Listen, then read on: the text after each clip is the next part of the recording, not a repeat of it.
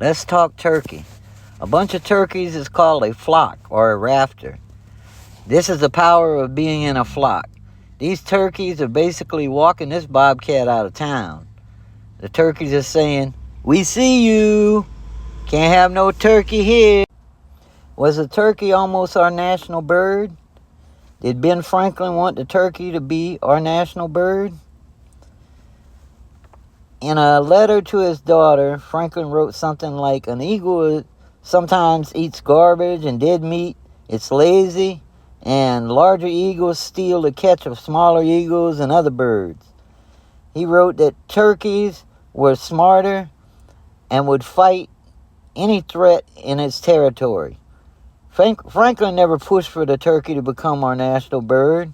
He must have realized that it would have been an ugly picture.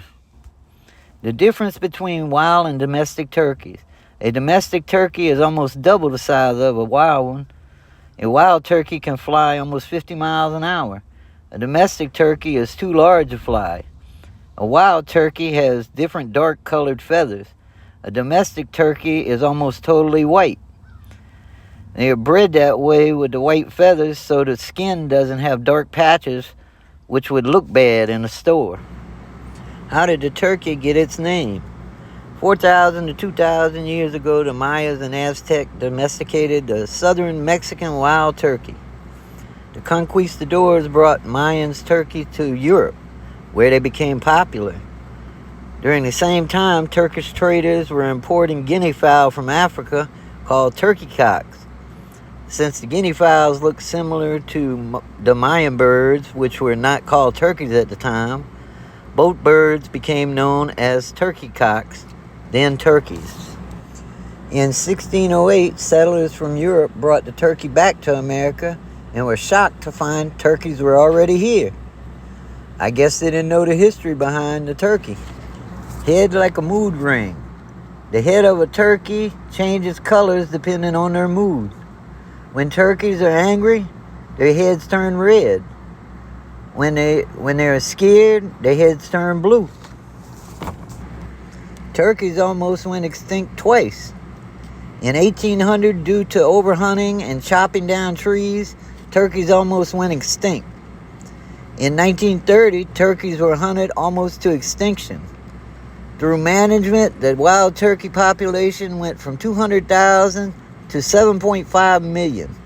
This is thought to be one of the greatest comebacks ever. Hard to hunt. A turkey can see about 3 times better than a human. They can also hear sounds up to about a mile away. Turkeys can run 16 to 24 miles an hour and fly about 50 miles an hour. All I can say is good luck on that hunt.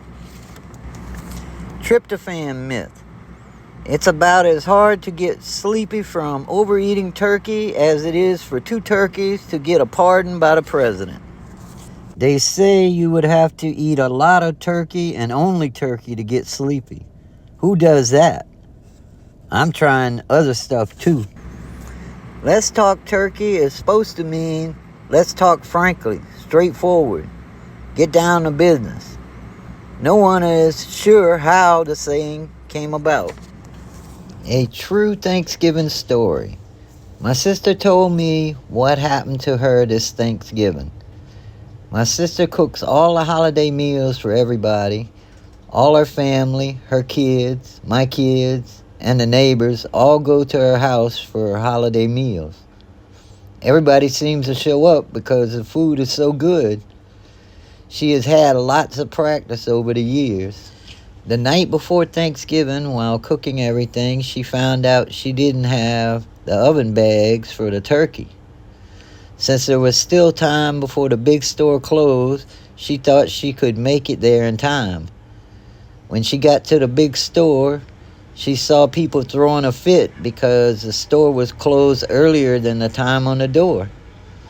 So she went to one of those 24-hour drugstores looking for oven bags, but couldn't find them.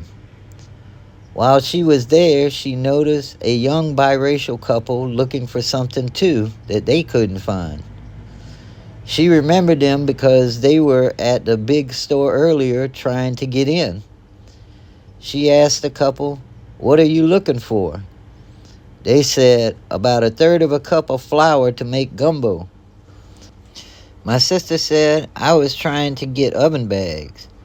My sister said, "Follow me to my house. I have some flour."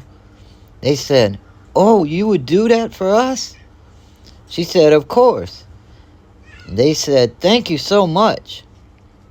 After they got to my sister's house and she was giving them the flour, they said, "I think we have some oven bags at our house a few minutes away.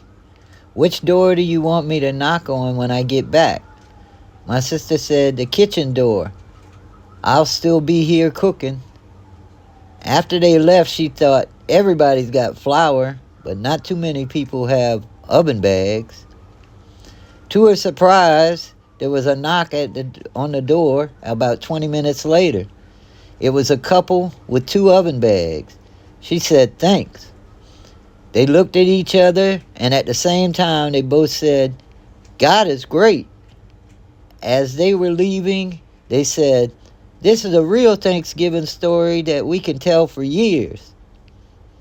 After they left, my sister realized she didn't even get their names.